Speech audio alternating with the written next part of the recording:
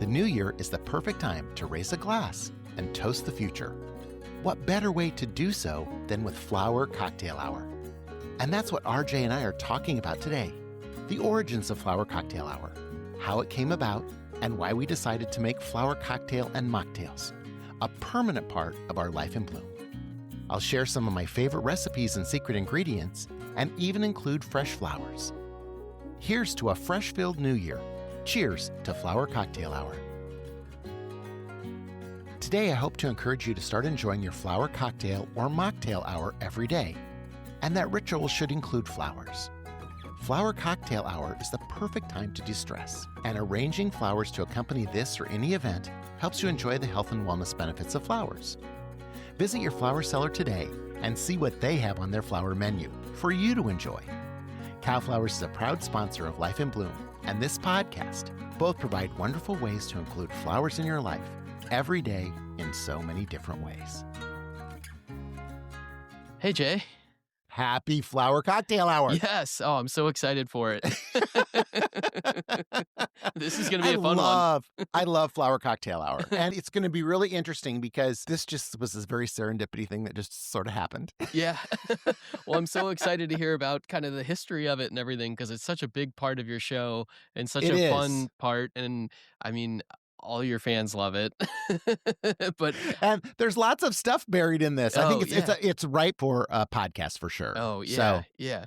But before we get into it, should we start with a tip? Let's do a tip. Okay, yes, okay. I was going to say the same thing. All right. So our Bloom 365 tip, reduce, reuse, recycle. The tip is number 192 from my book, Bloom 365. Tip 192, I'll drink to that. Decorative bottles with caps or lids, such as a liquor, condiment, oil, or vinegar, can store what I call flower nutrient water or flower food water that's been pre-mixed, okay? Measure and mix appropriate amounts of flower food and water in the recycled bottles for topping off. Label or mark the contents for safety and store in the refrigerator. Remember that cold water is better for flowers. Okay, so first of all, I do store them in the refrigerator because cold water is better than warm water for flowers. And we've gone over that many times, but there's less air in cold water. It reduces bacteria growth. So there's a lot of things about that. But I'm always looking for a decorative bottle that I can use that's pretty. And so it's really funny. In my flower room that I have some Roku bottles from Suntory, which are beautiful bottles. Oh, cool. Then I have some Plymouth Gin bottles, which are really beautiful blue bottles. And then I have these Hanger One bottles that are also beautiful bottles. All of them hold a liter, so then I can put 1 squirt of my Chrysler Professional 3, and then I have those just lined up and ready for adding to the vases all week long. That's so smart. Yeah. And it's just, they're ready to go. You have like a bar cart for your flowers, Jay. It's true. It's just because of the pretty bottles, you know. But yeah, Chrysler Professional 3 is such a wonderful product. And that I set this up every time I do flowers because I know how many of those bottles of water I'm going to need for the next week to 10 days to 2 weeks because that's how long it makes my flowers last. If you don't believe me, you can call Brad Gomez in Florida because Brad Gomez is a believer in Chrysler Professional 3. He was just like, that was a game changer for us, Jay. He said it makes them last so long. And I think having that pre-mixed there, it's much easier than fussing with it. I mean, you know, I have a ritual with my flower arranging, and we're going to talk about that in a ritual podcast coming up. But I have a certain time of week that I do them. I have certain music that I listen to, and I get everything set up. And then once I've done it for that week to 10 days to 2 weeks, then I'm just adding water. And so I don't have to go find water and bring it back. I know right where it is. I can grab it. I can use it. It's ready to go. That's awesome. So it's just a fast way to do it. And I love to reuse because there's so many pretty liquor bottles. There's so many pretty liquor bottles. And I just love to reuse them. And someone has to empty them. Yeah. So Flower Cocktail Hour.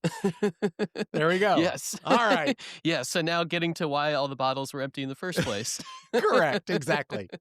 Just 2 weeks ago. Okay. So I've had all these bottles that I've been saving because I wanted to find somebody to cut them off. And I've still never found anybody who wants to cut off bottles and make vases out of them. And Grace and Nick came over to help us in the garage. There were 14 banker's boxes. Whoa. Full of bottles. I thought you were going to say 14 bottles. No, no, no, 14 no, no. bankers No. boxes. Yes. And Grace was like, Uncle Jay, these are going in recycling. And I was like, yes, yes, ma'am. Yes, ma'am. So, so now I'm starting all over again. But, there's certain ones that I like, and certain ones I don't care about, but, other ones that I really do like. And the Plymouth bottle is really pretty because it's green glass. Oh, It's cool. a light green glass, and it has a little monk that's embossed down in the bottom corner. Cool. It's so cute. I don't know why, but that's adorable. And I like, so yeah, it looks good. And it's the perfect amount of water for one pump of the Chrysler Professional 3. So it's a perfect way to do it. Well, I remember in one of our earlier episodes, Jay, you talked about how you always had a liter bottle in your fridge and it was similar to your drinking bottle, and you had one that you marked a flower on and to make sure you didn't accidentally grab. I do use Evian bottles too because they are a liter and I love them. And so I just put a J with a flower on it. Oh, and cool. so that but okay, here's the other thing, because this is the thing I always ask the Chrysler people and they laugh so hard. I was like, could you drink it? And they're like, well, yeah, but why would you want to? I'm just like, I'm just curious, and they're like, yeah, you could, but why would you want to? But it is interesting in Europe, the little sachets the little sachets that come on your thing on a bunch of flowers, Yeah. that has the little packet that has the flower food in it. Yeah. In Europe, it has a coffee cup with a line through it. Oh. On the back. Don't put in your coffee or tea. And they said, because people were thinking it was just sugar and that they could just use it. Oh, interesting. There's a large quantity of a sugar-like substance in it. It won't hurt you. I just think it's interesting. So it's like, well, and so that's why I guess maybe that's why it's always, can I drink it? And they're like, why would you want to? Getting into flower cocktail then. So yes, where did the flower cocktail hour come from? I want to hear the origins and how this all got started. So there is a ritual that occurs here at our home, especially in the summertime. In the summertime, I will make a flower arrangement at 5:00. And then Kel and I will sit out on that deck right there. Oh, yeah, you can see that it. deck. Yep. Okay. We sit on the deck and we have the flower arrangement and we fixed a cocktail and we would talk about our day. Now we work together. I mean, Kelly's 10 feet from me. Mm-hmm. We both work from our home office. We're with each other all day, but we have different tasks that we're doing and different things. And I'm talking to different people. He's talking to different people. He's working on different projects than I'm working on. And so we would just get together at the end of the day and talk about our day and download it. And a lot of that, I guess, comes from my monkey mind of wanting to continue to think about stuff if I don't talk about it. Oh, yeah. And so we would talk about it. Kelly took a picture of this little stone table that we had out there and a flower arrangement and the two cocktails sitting there. And he does all of our social media, so that you're aware. Kelly does all of our social media and does a great job with it. And he had put #flowercocktailhour.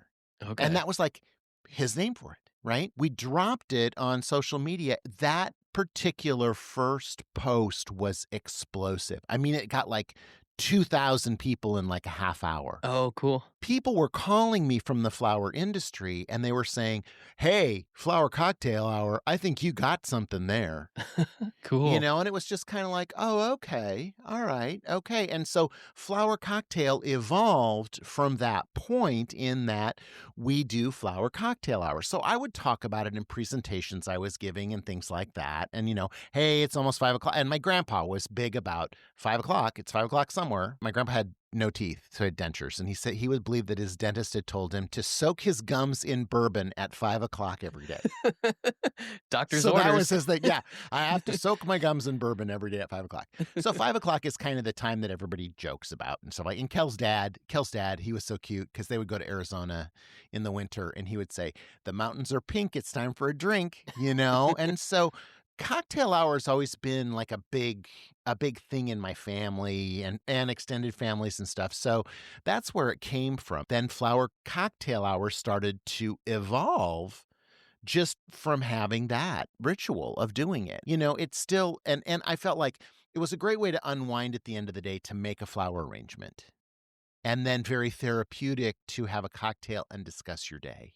Okay. I love that. What went well, what went bad, what went, what was a challenge, what was a success, all of those things. So that and sitting outside and sitting amongst the flowers in the garden was a great opportunity. And so that's what flower cocktail hour means. Okay. In my world.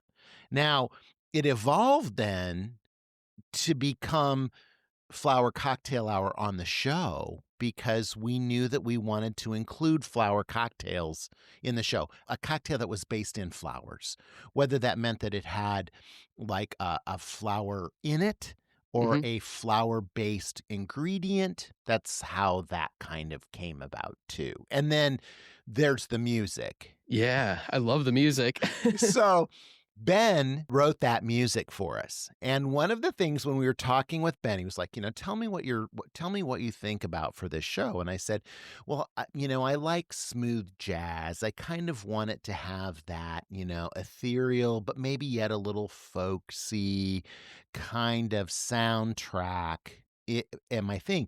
And then he said, is there any special instruments that you love? Just so that it's known, I'm a huge Lawrence Welk fan.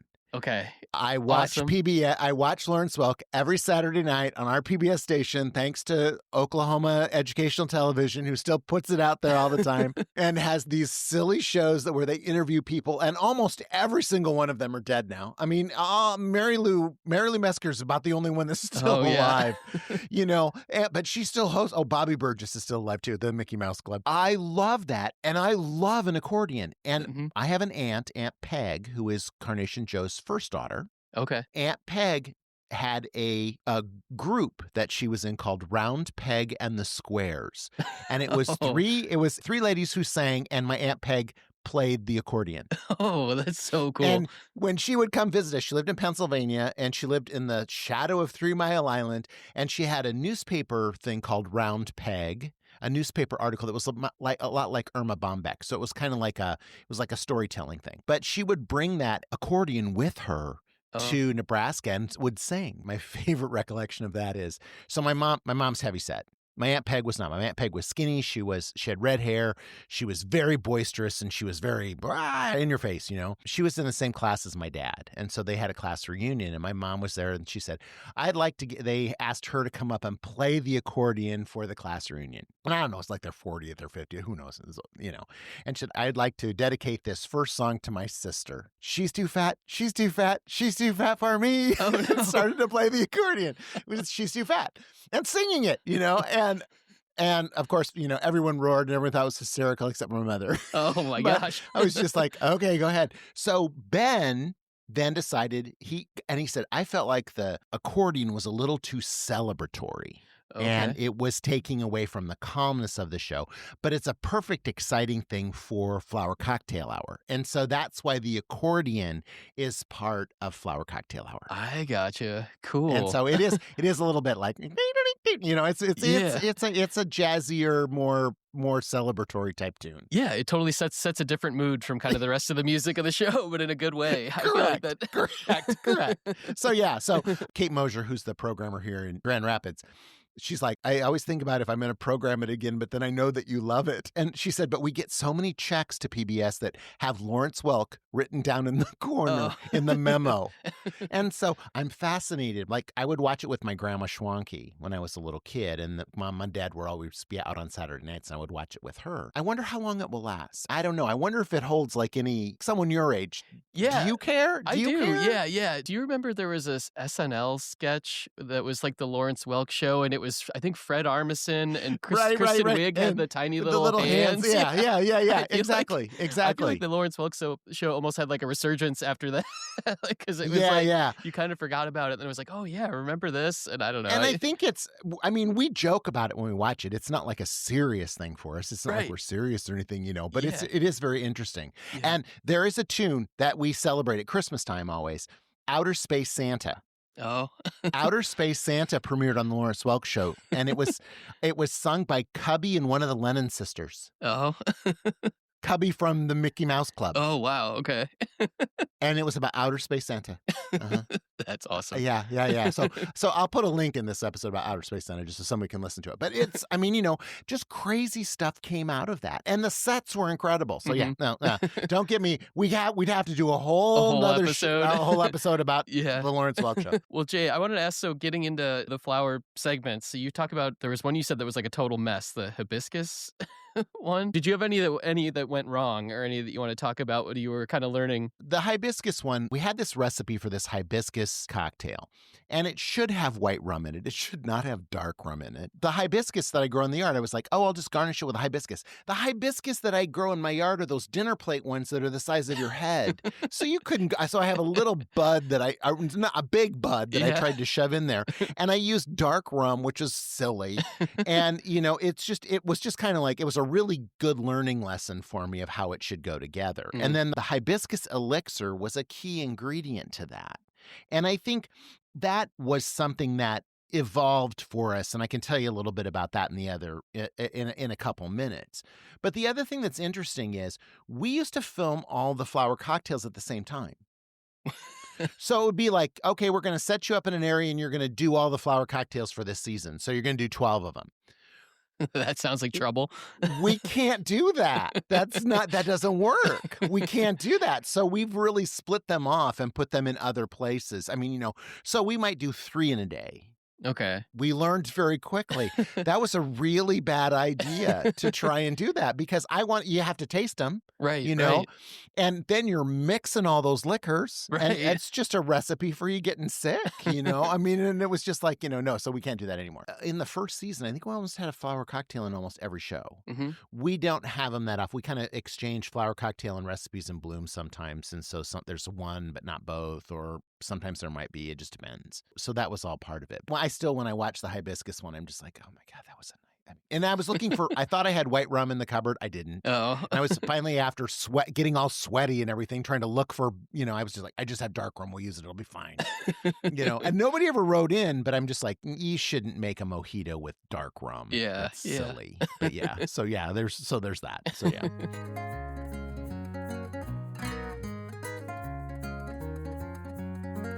When it comes to flowers lasting as long as possible, I always choose Kreisel Flower Food.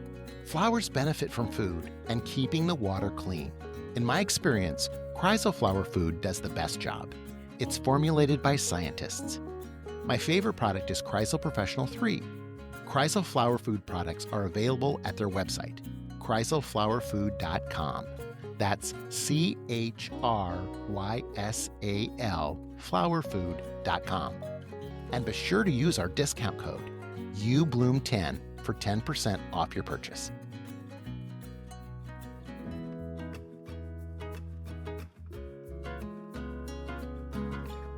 Support the joy of flowers. The Life in Bloom Foundation is a 501c3 nonprofit dedicated to flower education and inspiring a love of flowers in everyone. The foundation helps fund the production of Jay Schwanke's Life in Bloom on public television, making it possible for viewers across the country to enjoy the beauty and benefits of flowers. The foundation also provides free flower education to high schools, colleges, and floriculture programs through ubloom.com, helping students and future florists bloom in their own careers. Your donation in any amount makes a difference. Plus, all contributions are 100% tax deductible. If you'd like to help us continue sharing the power of flowers, visit the lifeinbloomfoundation.org to donate today. Thank you for your support. And then did you ever do one that never made it to air? So the lady who makes flower elixirs, so there's a rose elixir, there's a lavender elixir, there's a lemon verbena one, there's many of them. She has a website called drinkyourflowers.com, and I'll put that in so you can go see them. And they come in these wonderful little packages. They're beautiful. Her name is Nora Eggers. She's brilliant.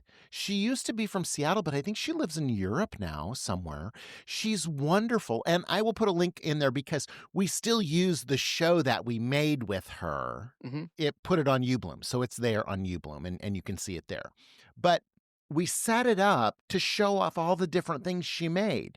And I thought I was just being helpful, right? Mm-hmm. Well, then when it came to American Public Television and the FCC, they were like, you have created this too promotionally. It looks like the shopping network. Oh, and no. it did. Mm-hmm. And I had flown Nora in from Seattle Oh. to come do it, right? Hmm. I couldn't fly her back. I didn't have any budget for that. Oh, And we would have gosh. had to completely reshoot it.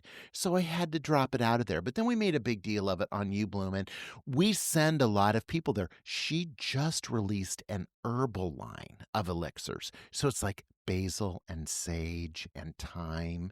And it's an elixir, so it has like a sugar base. So it's kind of like adding simple syrup that has a flavor to it, right? Okay. But the rose one is incredible. The violet one. So the interesting thing about violets is violets are amnesic. When you smell a violet, it has a fragrance. But then if you go back to smell it, you can't smell it because it confuses your brain and it makes you not remember it. Wait, what? I know. It's the little violets that Yeah. grow in your yard, right? Cool, And you like huh? come out there someday, and some days I walk out in the garden because my neighbor has a couple big patches of them. I'm like, oh, violets. And then I can't smell it anymore. So then I have to go get Kelly, and it's just the first time, and it's an amnesic quality. And it's something about the way the fragrance fools your mind into not remembering it. That is wild. But her violet elixir tastes like that smell. Oh, okay. And so it's a really wonderful elixir to add. And so these elixirs, very shelf stable. I mean, last a long period of time. And she has, but I think I have one from 10 years ago that I still use. Okay, And cool. it's lovely. And Yeah. she will probably smack me for saying that. But they come in these little tiny liquor bottles. Okay. And then that's enough for 2 drinks. And I you can feel get a like little I've seen this brand collection before. Yeah, okay. Yeah, Yeah, it's yeah. called Flower Elixirs. They're precious, and Oh. she's brilliant, and she's lovely. She is such a lovely person. And when you just go watch that show on UBloom because you get to meet Nora. She's unique and she's unusual and she's classy and she's chic, and adding them to champagne and stuff like that is just, it's a wonderful, wonderful product. And I'm crazy about it. And I love her. She's really sweet. And I think at that time she was single, and then now she's had some kids and stuff like that. You know, she's a mom and stuff. And I think about her frequently, but I think she lives in Europe. I think that she's based in like Bavaria or something like that now. Oh, I don't cool. really know, but the company is still US based and she does a great job with it. But yeah, and it's also really great for making like a 0 proof cocktail. Oh, like a mocktail. Yeah, Yeah. so you could put that on ice with soda water and you'd have a rose flavored fizzy drink that doesn't have any alcohol in it. Oh, I love it. And I think that that's an important concept for us, because I think that people, especially like Grace and Nick's age, like in their late 20s, early 30s, are more prone to do mocktails than they are to do cocktails sometimes. I hear that. I keep hearing that it's like with the younger people, they're not drinking as much, and that people are, mocktails. Yeah, and that they want to be safe and they don't want the expense. And, so we've really tried to push towards that too, because we offer our show through our UBloom Foundation to any schools across the country for free. If you're a teacher and you want to include UBloom and any of our videos in your curriculum, just send me a letter, and UBloom Foundation will pay for you to have a forever membership for your classroom. So cool. It's something that we do, right? But sometimes people who are in middle schools and younger, or even high schools, will say, I can't show your show because of the cocktails. Oh, right. And I'm like, oh, can you just shut it off or, stop at that point in time? And she's like, well, yeah, but I'm like, I don't do that. So we have started to include mocktails too. And so I think that that's a great thing, is that people can have a mocktail as well. There will be times when, especially like when I'm the designated driver, I will only have a mocktail. And I'm so thankful that so many restaurants offer a mocktail. Right. It's like there's a whole mocktail menu now a lot of times when you go out to eat. Absolutely. Yeah. Yeah. So, and it's funny, I understand from the bartender world. So if you're a bartender, write in and tell me what you think.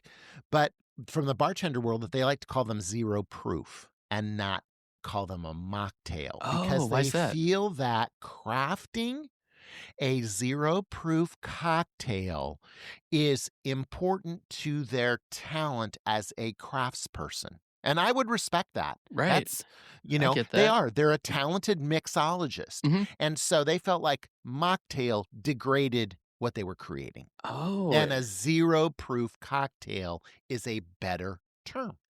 And I love that. I do too. Right? I never thought of So, it that yeah. way, but the way you're explaining it, that makes total Yeah, sense. it's like the difference between a flower arranger and a flower designer, you know? I mean, and that's if you're a mixologist, that's very important. Right. So, right. I'm going to call them zero proof now and not zero proof. Yeah. So zero proof is the popular thing. It is interesting. We have like 16 million kids who watch our show every week. Wow. Mocktails are also important there. I mean, I don't want to be perceived as pushing a cocktail so that zero proof options are good for kids too. And, you know, I mean, you think about when I was a little kid, my grandpa would fix me Shirley Temple or Roy Rogers. Right. Yeah. Kitty cocktail, they called him too. Yeah. Batman. There was a Batman that I used to like too.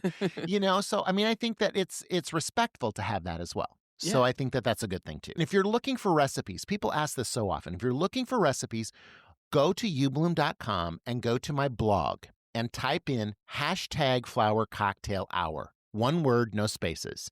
That will bring up all of the recipes of all of the flower cocktails in my blog, and you can choose from them. Or if you're a paying member, we have them all on beautiful PDFs that Kelly has created that also have, you know, more information about them, and you could put them into a little file or a book and have your own, your own little cocktail book too. So there's those options. But if you're not a subscribing member, that category of those PDFs for both the Flower Cocktail Hour and the Recipes in Bloom is locked. It's an exclusive just for our subscribers. Okay. So that'd be so cool to print all those and have them by your bar cart and be able to go through. Yeah, exactly. Exactly. We keep thinking about a book. Might be on the horizon. You guys should do it. It'd be a good thing. I think we should do it. Yeah, I think it's a good thing. And so, we keep talking about that. I wanted to ask about some of your favorite garnishes. My favorite garnishes. Okay. I love flowers and I love growing them organically because I think that that's super important. So, I mean, like violets, any flower that's edible, rose petals, violets are great, lemon verbena, jasmine, any of those types of things, they make a really good garnish. But then I also love, there's a company called Gourmet Sweet Botanicals, and I'll put that link in here, who sell edible flowers, and you can use them for all sorts of stuff. And one of them is they have a contract. They sell the eyeball plant, which is one of my favorites, or the toothache plant. And it looks like a daisy centra that doesn't have any petals on it, okay? So this is just like a little yellow knob. Okay. But if you eat that in your mouth, it makes your mouth go numb. Really? And that's why it's called the toothache plant, because Native Americans would eat it to cure toothache, right? Oh. But Gourmet Sweet Botanicals sends millions, probably, of toothache plant to Disney every week to make a foam that goes on top of a cocktail that is in Oga's Tavern in Star Wars land. And that foam makes your mouth numb on the inside. Oh, how cool.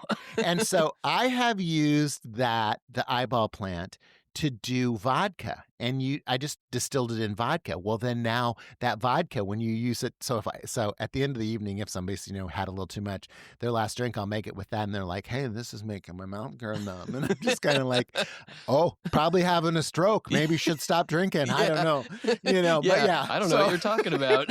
yeah. They have pea flower, they have nasturtiums, they have violet, they have everything that you can imagine. They're FedExed, packed in dry ice, dropped right to your door. You can get them the day of your cocktail party. You can use them as garnish on your food. You can use them as garnish inside your cocktails. It's amazing. Gourmet Sweet Botanicals. And I'll put that down here. Okay. But they are a treasure. And we have done a show on UBloom where I took all of these out and put them on the table, and I taste tested each one and kind of told you the pea flower is one of my favorite. Is it blue? It's bluish. Yeah, okay, yes. I feel like pea flower, whenever you add that to a drink. Yeah. Okay. And now, so when we're going to talk about this, okay, so let's just nip this in the bud right this second. Okay.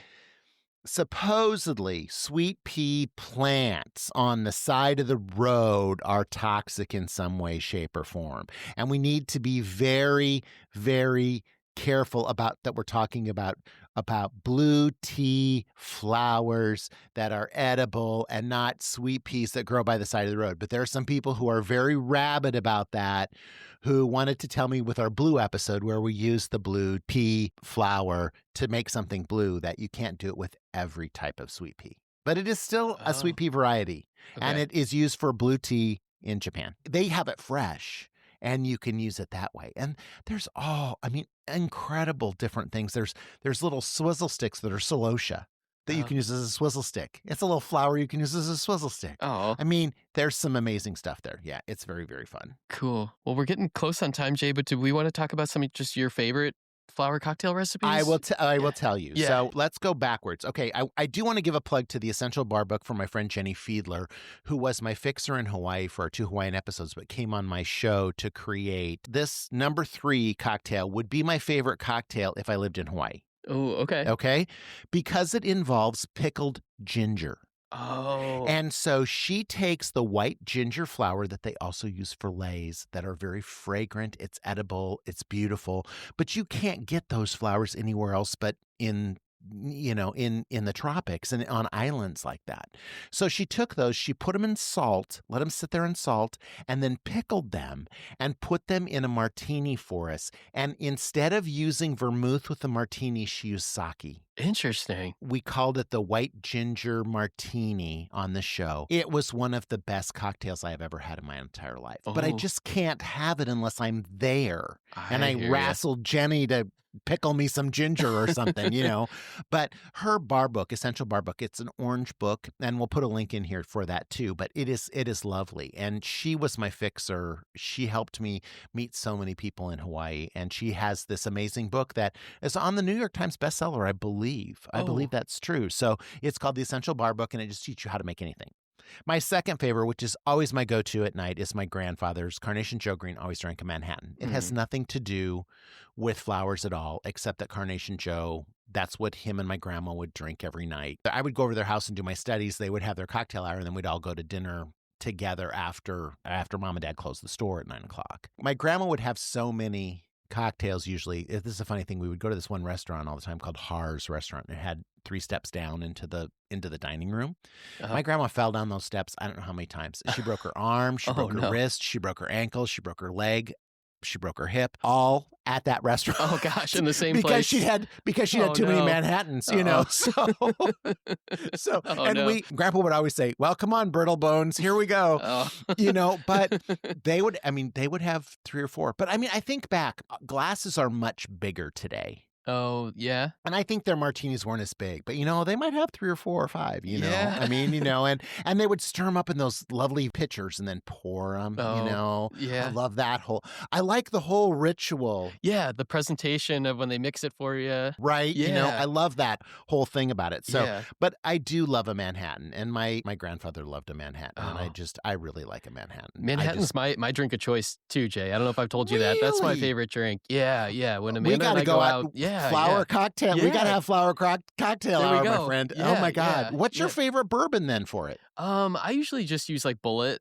Okay. All right. Yeah. And I have a tendency to like Bullet Rye. Oh, I will do interesting. Bullet Rye I don't think I've tried it with rye. Okay. But you get drunk faster. Okay. But I love rye. I do Okay. love rye. Oh, Okay. Now I want to try that.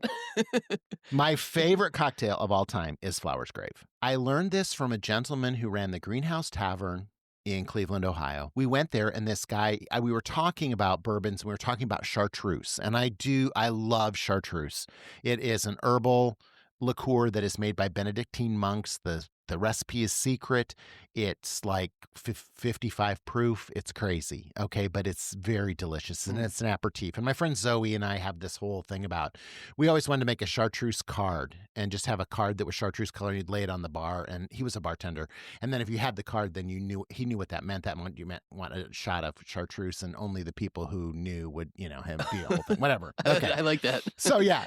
But that's a story about that. So this guy said, "Here, I will have Flower's Grave." He said, "Would you like to try it?" And I said, "Yes." And so Flower's Grave, it is in season 5, episode 505, Herbs in Bloom. The recipe, I keep the recipe in my billfold on a piece of receipt paper from the Greenhouse Tavern that I still carry in my billfold to this day. Oh, because cool. I will many times, if somebody has chartreuse, I'll say, "Can you make a Flower's Grave?" And they're like, "What is it?" And I have to take it out and I have to show it to them. It has bourbon in it, and it has chartreuse, and it has lime in it. And I can't remember what else is in there because it's written on the inside. I also have a copy of it on the inside of my bar. When I open up the bar, so there I can mix it from that.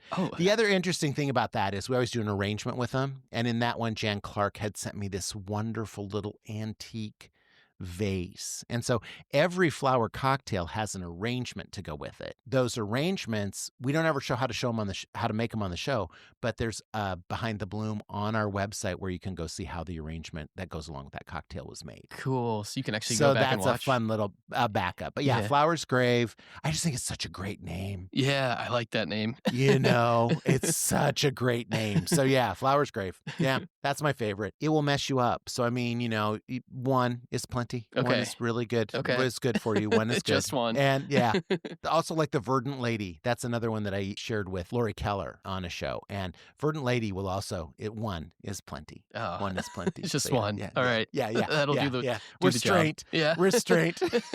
And the older I get, the more I realize I don't like hangovers. So yeah. I just want to enjoy the moment. So it's good. Well, thanks, RJ. Yeah. It was fun to talk Flower Cocktail Hour. Yeah, this was great. Hope it enlightens people a little bit more. I think I'm going to have a rye Manhattan tonight. Perfect. Think of me. Yeah, Think of me. I will. All right. Yeah. Thanks. All right. Thanks, Jay. Thanks for joining us this week on Behind the Bloom podcast with Jay Schwanke and RJ Poole. If you loved what you heard, be sure to follow or subscribe so you never miss an episode. And share it with a friend to help us spread the joy, one bloom at a time. Thank you for taking the time to slow down with us.